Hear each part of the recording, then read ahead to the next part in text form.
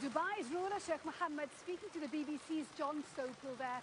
To Turkey now, where a recent investigation into public sector corruption involving the construction industry has sent shockwaves throughout the country. The probe saw 3 ministers resign and prompted a cabinet reshuffle. Jody Sabral reports from Istanbul on the economic implications of the scandal. During the 11 years that Turkey's Prime Minister, Mr. Erdogan, and his AK party have been in power, the construction sector has been thriving. It's boom time in Istanbul. The city generates 27% of the country's GDP and a quarter of its tax revenues. Having returned from many years abroad in 2007, Alaeddin Babaoğlu has benefited from the boom and set up a real estate investment business with German partners. His vision to provide sustainable housing and recreation space for 4,000 people on the shores of the Golden Horn has become part of the government's city regeneration plan. What we have experienced was, for business, absolutely a very, very positive environment in every aspect. The business environment with financing, for example, in the worst financial crisis, it was 2008 and 9, we were able to fund our project with local banks in Turkey. But allegations of favouritism and bribery in the sector were brought to the public's attention in December, after a corruption probe was launched against businessmen close to the Prime Minister. Among 30 businessmen detained were the sons of 3 ministers and the head of a state-run bank. Sadly, nepotism is not new to Turkey, but in the last 11 years it increased. That's because Mr. Erdogan's vision was to create a more organic business environment close to the party, more Islamic, to challenge the established big finance groups such as TÜSİAD, a pro-secular business lobby able to pressurize previous governments.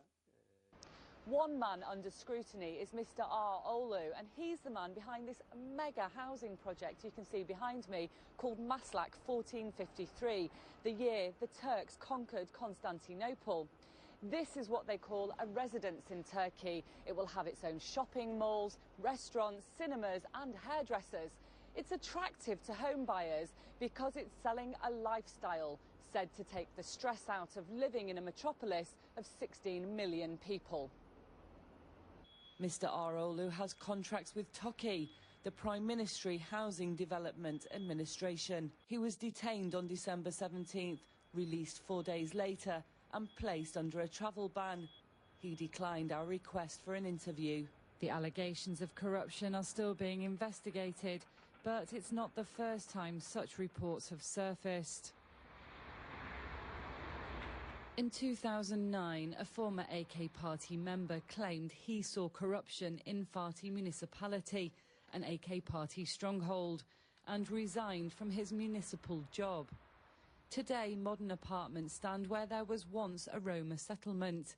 The Sulukule housing redevelopment project was controversial at the time because it involved evicting the Roma community from land they'd lived on for generations.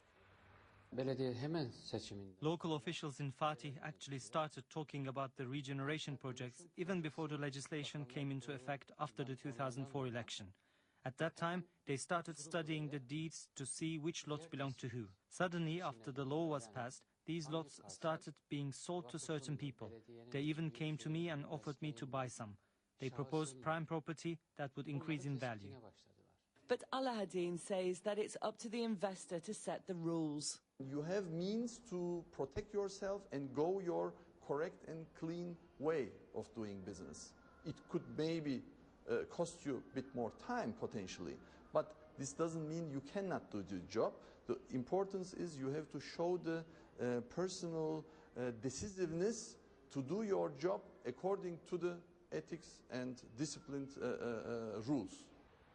The corruption scandal has shaken the government and the business community to its core.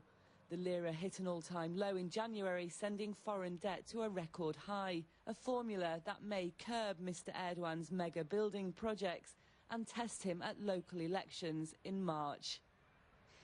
Jody Sabral reporting from Istanbul there. Right, we're going to take a short break now.